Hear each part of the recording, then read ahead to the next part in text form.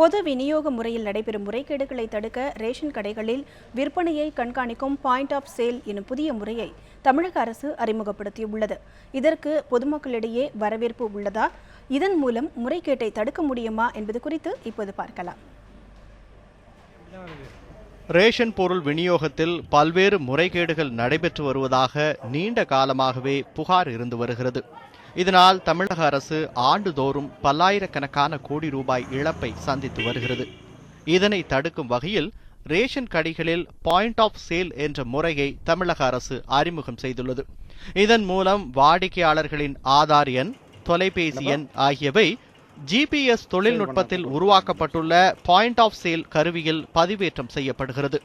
இந்த முறை சோதனை அடிப்படையில் தற்போது அரியலூர் மாவட்டத்தில் உள்ள 449 கடைகளில் நடைமுறைப்படுத்தப்பட்டுள்ளது.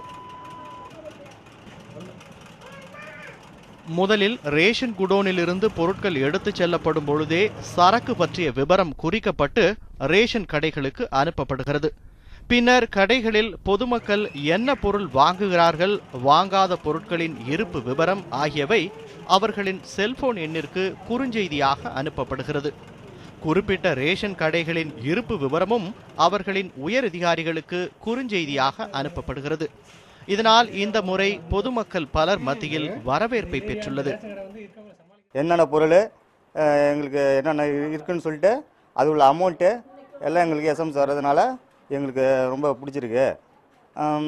இது மேலே மேலும் மேலும் ரேஷன் கடையில் அந்த பருப்பு, எண்ணெய் இதெல்லாம் எங்களுக்கு கிடைக்கிற மாதிரி கவர்மெண்ட்டு தடை இல்லாமல் கொடுக்க. ஆனால் இந்த பாயிண்ட் ஆஃப் சேல் முறையை நடைமுறைப்படுத்துவதை காரணம் காட்டி அதன் மூலம் தாங்கள் பல முறை அலைக்கழிக்கப்படுவதாக பொதுமக்கள் குற்றம் சாட்டியுள்ளனர். ஆதார் நகலை எடுத்து வந்தாலே போதும் என்ற நிலையில் தற்பொழுது கோப்புகளை எடுத்து வந்தால் மட்டுமே பதிவேற்றம் செய்யப்படும் என கூறுகின்றனர் பொதுமக்கள். இப்போ இன்னைக்கு எனக்கு லாஸ்ட் டேட்டாக இருக்கிறதுனால 12 கிலோ விடோ 12 கிலோ அரிசியும் 1/2 கிலோ சர்க்கரையும் அது போட்டிருக்காங்க. பருப்பு அடுத்த மாதம் வரும். இந்த மாதம் பருப்பு இல்லை.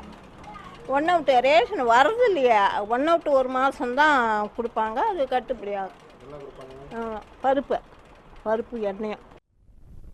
அது மட்டுமின்றி என்னதான் இது போன்ற தொழில்நுட்பங்கள் அறிமுகம் செய்யப்பட்டாலும் பெரும்பாலான நேரங்களில் ரேஷன் கடைகளில் தேவையான பொருட்களின் இருப்பு இருப்பதில்லை. எனவே அனைத்து பொருட்களும் கிடைத்தால் மட்டுமே இது போன்ற தொழில்நுட்பங்களால் முழுமையான பயன் கிடைக்கும் என்ற குற்றச்சாட்டும் எழுந்துள்ளது. இந்த மிஷின் வந்ததுனால மக்களுக்கு ஒரு நல்ல நன்மையாக இருக்குது. எந்த பொருள் வாங்கினாலும் அது SMS சேர்ந்துருது. இந்த 1300 கார்டுனா ஒரு 1000 கார்டுக்கு தான் பொருள் வருது.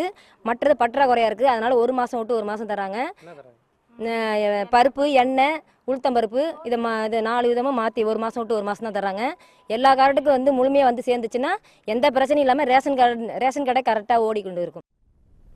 எனினும் பொதுமக்களுக்கு தேவையான அனைத்து பொருட்களின் கையிருப்பையும் தேவையான அளவு இருப்பு வைத்து பாயிண்ட் ஆஃப் சேல் முறையை முறையாக பயன்படுத்தும் பொழுது அரசு, பொதுமக்கள் என இரு தரப்பினருமே பயனடையலாம் என்பதே அனைவரின் விருப்பமாக உள்ளது. செய்தி பிரிவு நியூஸ் 7 தமிழ்.